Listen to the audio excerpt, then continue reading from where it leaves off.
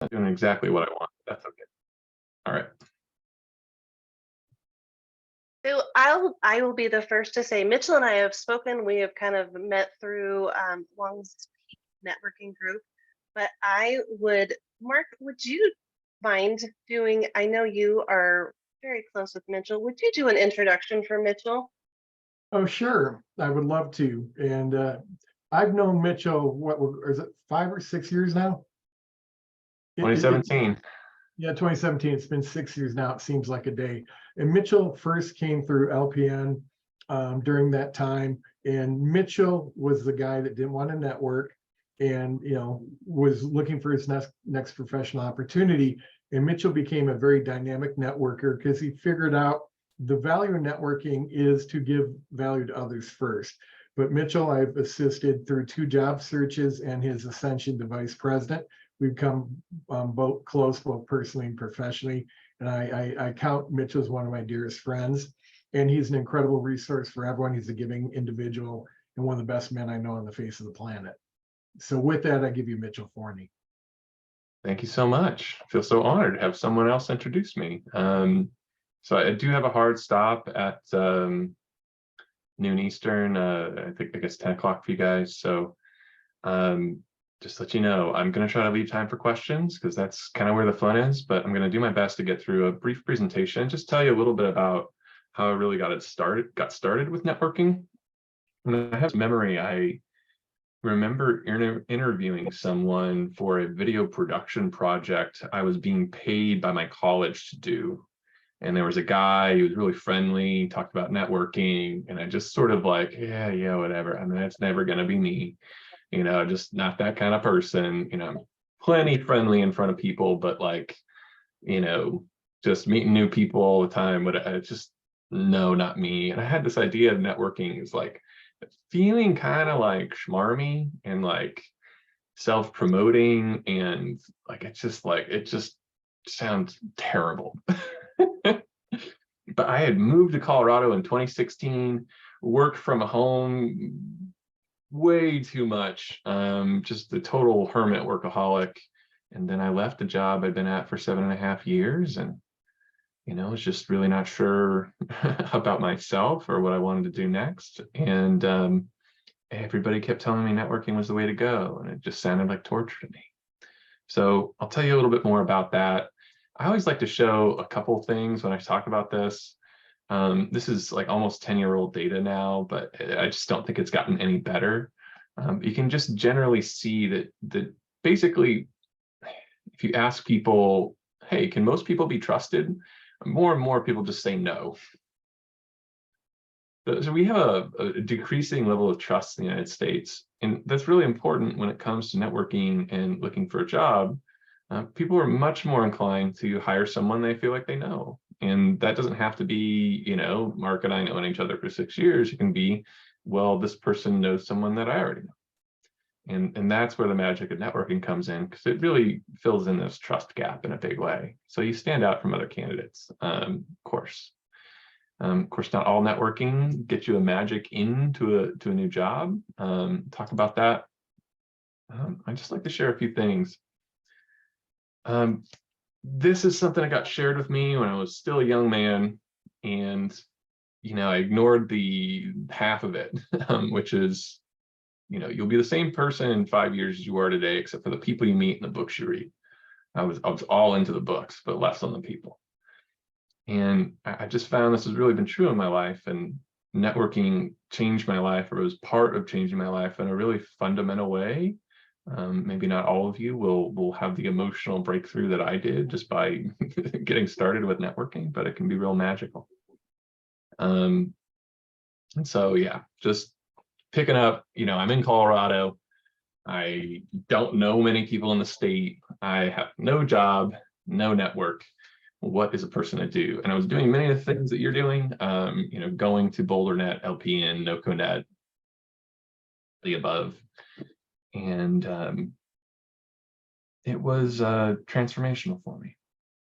And I think it's because, when we, get out of a job and we don't have a network and we don't have an easy way to find another job, and we're really just stuck in this application and interview process, and that's all we have, you know, it's really difficult, really, really difficult. And I think it's hard for many reasons more than just, you know, how long it takes.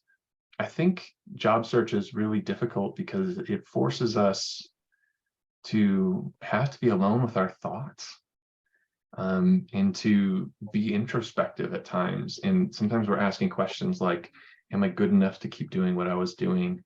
I had a bad experience at that job. I don't want to do it again.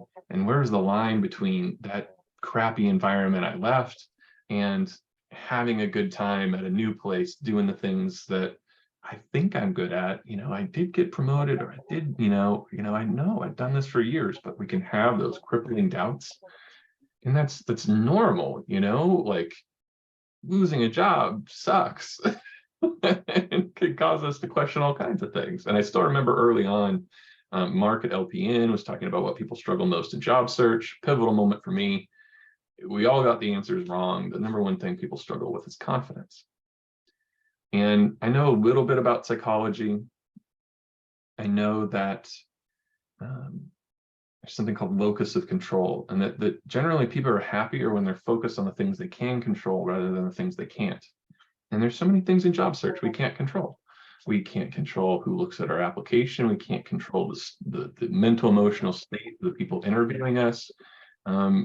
These things are outside of our control, and it's depressing. And what I want to offer is a way to feel in control in job search.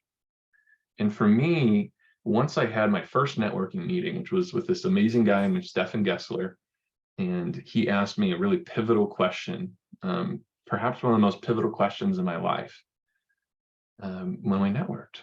And it was simply, oh, Mitchell, what do you think your biggest barrier in your job search is? I'm a marketer. I can spin with the best of them. And there are a lot of things I could have said to that answer, but I decided to be really, really honest with myself included. And just said, Stefan, I think my biggest barrier in my job search is me. And ultimately, I'm the bottleneck for getting things done, how many people I network with, how many job applications to do, things like that. And Stefan was great. He just listened. He didn't try to give me advice, whatever. And I got to just share that and not be, criticized, evaluated, judged, given advice, anything. It just felt safe to share that with somebody else who's going through the same thing. And I learned later on that that's what people call vulnerability. Just being my real self, being vulnerable. And I had this idea that networking was I just had to put on my corporate face, and I wore faces because I struggled to really be myself. So part of my journey in the introspection at job search was learning how to just being my normal self, and you kind of have to do that when you're essentially asking people for help, because that's what networking is. You're raising your hand and saying, I need something. Maybe it's just, I want to meet with you for 30 minutes and I don't expect much more, but you're still raising your hand.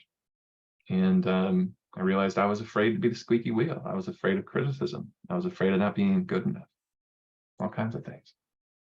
So networking was a catalyst to help me further explore that and continue to improve my life, which was good. But let me tell you, if you don't need or are not ready for that kind of a deep emotional breakthrough, because this helped me, deal with stuff that I just not dealt with for years in my life. Not everybody's gonna have the same reaction. But I can tell you, just from a practical perspective, getting back to the point of being in control in your job search. I mean, you've got control, you feel a little more confident. So here's what I did. After I met with Stefan, I went into the LinkedIn groups for LPN, BoulderNet, etc. And there's just this big list of members there that you can scroll through endlessly. And I just started, control clicking to open up a new tab for anybody I thought looked interesting, whether it was sort of where they're working was interesting, or their job title was sort of in product or marketing or sales. I cast a pretty wide net, and I spent, I think, a few hours in an afternoon, and I filled up my entire schedule with 2 or 3 networking meetings a day for the next 2 weeks. And then it was pretty easy to keep that going, and other people would introduce me to more people. And, you know, I didn't have anything to offer. I didn't know network and no job and whatever. But a couple amazing things happened. One was I felt in control. I had a plan, and meeting with people gave me energy instead of draining it during the day, because every freaking job application is a drain. It just sucks. It's like, I have to massage this, and I have to do this, and should I put in this extra effort? Is it worth the effort to do for this particular job? You know, all these questions we have to think through, all knowing that, you know, there's a pretty low chance that I'm ever even going to get a call back or an interview, or that interview is going to go through. It's very discouraging. But networking I could control. And I ended up getting leads to things that eventually led me to my next job. And then people I networked during that time period, someone directly, literally, meet this person, meet Mitchell, you got to meet Mitchell, got me my next job, like in no time flat. It was miraculous. In fact, I think the job I'm in currently is just about the only one where networking wasn't a really big factor in me getting the job. In any case, so control, confidence, you know, I'm talking with people who are corporate and respectable and intelligent, been through the same thing that I've been through. And I just got used to talking about myself calmly, casually, telling stories about my time in marketing. And man, that made interviews so much easier, because it was just like I was sitting across somebody networking. And that confidence comes across. You know, I wasn't so pent up. I was, I don't know, felt kind of at peace with myself, as much as you can be in an interview. So control, confidence, you know, it's practice for interviews. I think the one other thing I'll mention about it, for a lot of people, and myself was included, I didn't realize that at a fundamental level, people were scary to me. People were scary to me on a level that I just could not comprehend. And I'd learned that and developed that just from the environment I grew up in.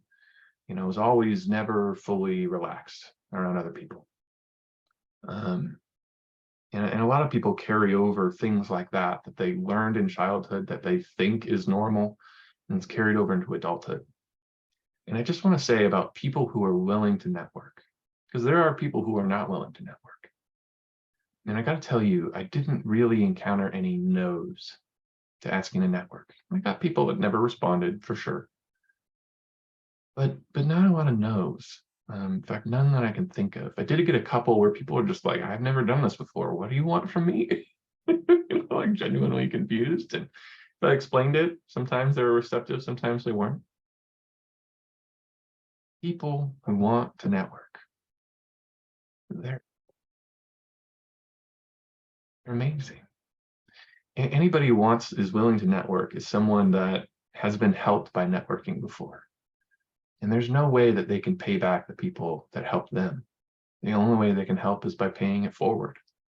And it feels really good to do that. I do it frequently. So anyway, I'm just sharing that you'll have control, you have confidence, and you will find people that are worth knowing, because the only people worth knowing are the people who will say yes to networking. And you get to be part of that. And you get to be part of it without doing anything special. And this is what I like to share. You're enough, exactly as you are. You've got worth, you're worthy. All you got to do is ask. All you have to do is show up. Anyway, that's mostly what I wanted to cover. And I wanted to leave plenty of time for questions.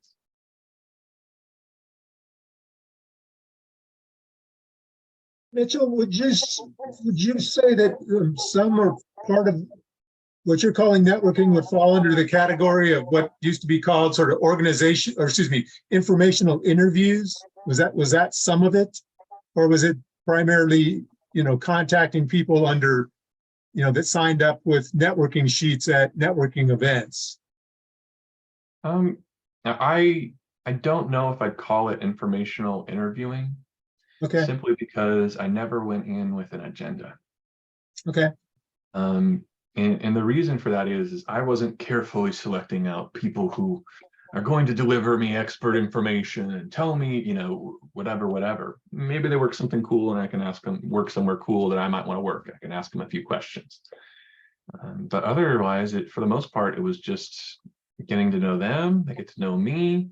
I share a little bit about what I'm looking for. I've got a plan. It's this size of company and this kind of role. And, if they needed people, they might share. Sometimes I'd ask, do you know anybody? And other times I'd ask, who's just a really cool person I should know? I don't care. I'm not expecting them to do anything for me. Just who's a cool person I should know. Because for me, it was much more about the process. And as I shared what my needs were, people sometimes had things to share back and be helpful. And other times they didn't, but I still got a lot of energy out of the meeting because I took the time to authentically connect with another human being. And, that's the power that overcomes the dehumanizing effect of job applications, at least for me. Mitchell, I think there's one thing I I think didn't that- hear. I was going to mention I think the biggest takeaway I hear from you, Mitchell, is that you were not networking for the sake of what can I get from the other person. I think you were networking for the sake of connecting with others. And I think based off of that connection, it's almost counterintuitive because the connection piece is, I just want to have a connection of and get a sense of who you are. I can think back to when you and I connected and we just talked about really who we were and what we were doing and kind of the aspirational of where do we want to go. Because once you have that conversation, then you kind of in the back of your brain think, you know what? I know this guy, Mitchell, I had maybe one conversation with him, but from the conversation, I understood he's really good at this. And you kind of keep that opportunity open, or you kind of just start thinking through those items. So that's my biggest take on what you're kind of describing. I think the one other piece that I would love for us to clarify a little bit is when you said you went into the conversations without an agenda, I still think you probably had, I don't know, 2 to 5 boilerplate questions that you at least had a reference point for. You weren't going in blindly. You were going in with, hey, I've got these 5 questions that I might ask one this time and I might ask all 5 of them. Because for those who are shy or on that introverted scale of making a connection with somebody else is horrifying. That sounds awful, like you mentioned earlier. But if you have kind of a couple of, hey, here's my 3 bullet points, then it takes some of the fear and scare out of it. Well, sure. It just basic stuff like, how'd you get to where you are now? What do you like about it? It doesn't have to be anything crazy. But I think you identified the right thing, Amy. Networking isn't about what I can do for you, what you could do for me. It's really about 2 people sharing a part of themselves and sharing their story with one another. And I find that people want to help out someone that's genuinely interested in them and is genuinely curious about who they are and what they've done professionally and what's on their mind, what they want to do next. Some things like that, sure. But you can talk about all kinds of things. If you live near each other, what it's like to live there. And I find that the people who really share and start to open up, it starts to open up in other things too. You might talk about personal interests or hobbies, and if you've got a really good connection with somebody, you might even talk to them about how you're feeling. And people, I think they tend to remember that more, and they want to help out someone they've made a genuine connection with, more than just, well, this guy seems good at this thing, but they get that too. But I think part of, creating executive presence in a corporate environment translates over to just any kind of interacting with people. And that's just, I'm a friendly guy and I've thought through what I want and I know what I want. I don't have it yet, but I'm meeting people and connecting. And the more I met with people, though, the nice thing was that I could introduce other people to each other. I could tell people about certain events that were upcoming. Those played into that. So eventually it snowballs. You can add more value, but no one's expecting that. And Amy, if I could add one point, because it's really important. Mitchell always asked, he didn't say it, he just said it now, how can I help you? And he meant it authentically, right? The other thing is people feel swarmy or needy because they go with an agenda. I got to extract the maximum amount from this person in the shortest amount of time. And I was just talking to Brandon about this thing. That's not the goal. I mean, the goal could be you want advice, information, and referrals after you develop that relationship, right? You don't go in when people are just trying to extract like they're squeezing an orange, right, to make orange juice. That's a terrible. If it's in-person networking, because I know exactly, I remember what you're talking about now, Mark. When it was in-person networking, what I do is I don't want to be at the networking event for the full hour and a half. I want to meet 5 people. I want to have a few good conversations. I want to set up meetings for later, and I want to leave because I'm still an introvert. I don't want to be in a crowded, noisy space. One-on-one good connections with people gives me energy.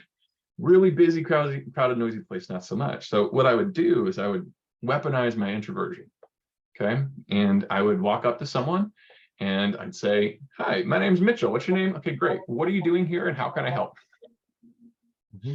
And I just cut to the chase because networking like in-person networking meetings, they're awful. You know, I just don't want to like make small talk with someone for 10 minutes and like, great, I met one fewer person because I couldn't get this guy to shut up. So I'm setting the tone and the conversation for what are you doing? How can I help? Just like, what are you here for? And it gets right to the point and it gives me a reason to say, well, great. Well, I know you got focused on things. I'll send people your way if they'd be helpful to you. See you later. Or if there's someone I really want to connect with, oh, I'd love to get coffee with you, you know? And then Mitchell said earlier, after, I don't know, 6 to 8 weeks, he had inbound people. People started to know him as the helpful marketing guy, right? And people get inbound. So he wasn't just scheduling outbound, he had people reaching out to him. How much sweeter is it when someone reaches out to you to set up a networking meeting, right? And just like when a company calls you or emails you, hey, we're interested in you, or a recruiter calls you because they saw your LinkedIn, but you started to create this inbound, which made his life easier by just asking to help people and meaning it, right? If you're just there to take, networking's a terrible thing to do. And a lot of people are being taught the tactic of take. And that makes it harder for people to be authentic and network. You stand out when you're authentic and mean it, right?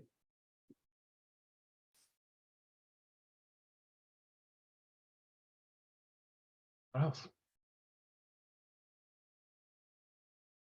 Oh, Mitchell, you don't know this. I haven't told you this. My new superpower is I can write poems on the fly. I found this. So I just wrote one about you as you were talking. I put it in the chat. Oh, really? Yeah, I just found this out. Never had this talent before. I think it's ChatGPT. Yeah, I wish it was ChatGPT. It's this brain right here. Oh, that's cool.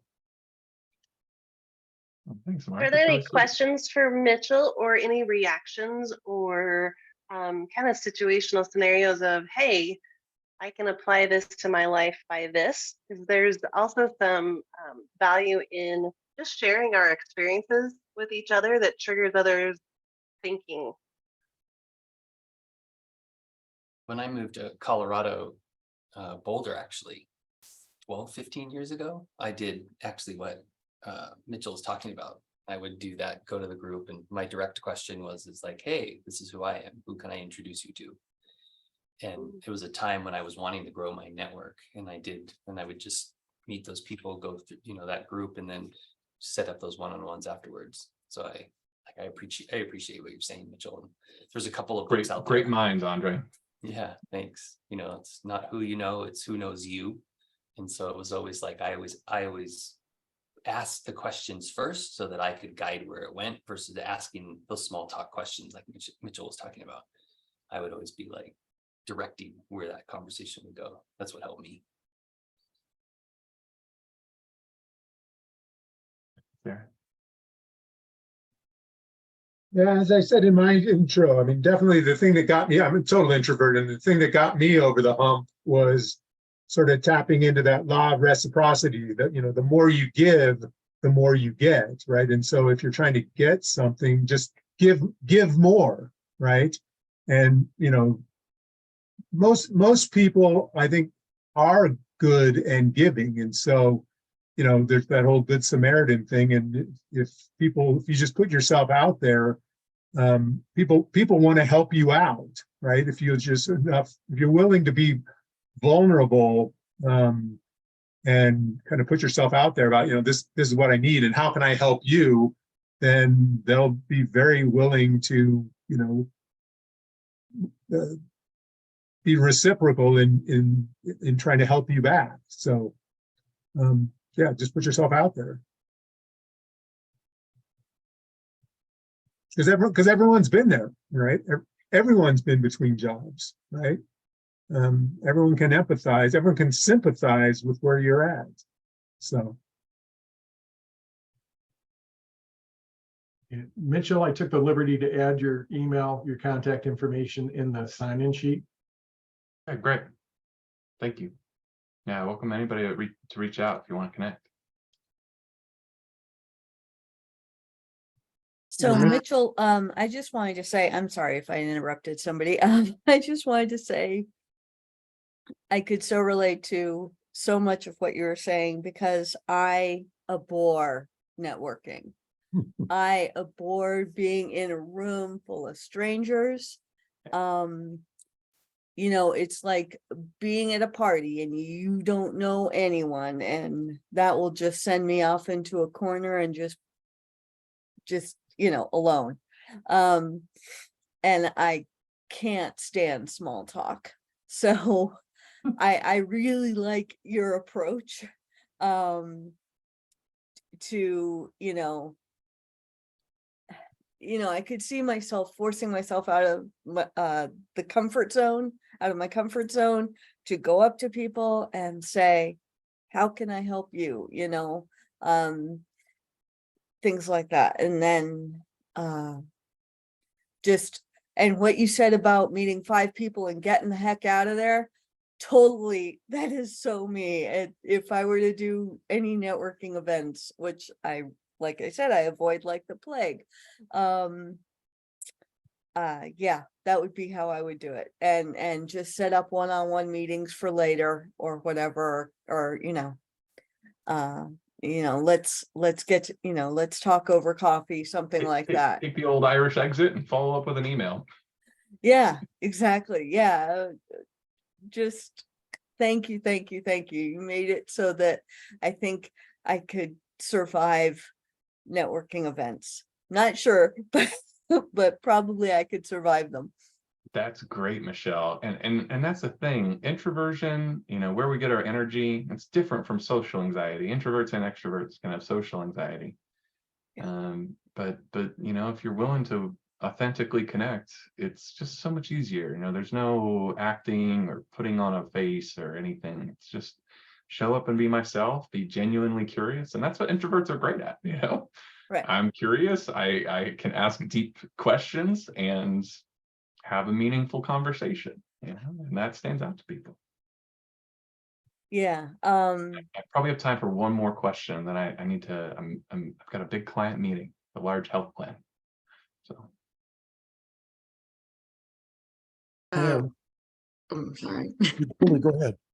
I was just going to say, yeah, I also appreciate the connecting or networking with the goal of connecting, because I feel like I can connect with people fairly well when it's done organically, but then this mental block when you're like, I have to set up this meeting and I have to ask something from them, and it puts all this pressure, and it just totally freaks me out. So that feels very freeing, and I appreciate that particular point that I can just go and meet people and connect with them and do it organically and not like under all this pressure. That's my only point, but thank you.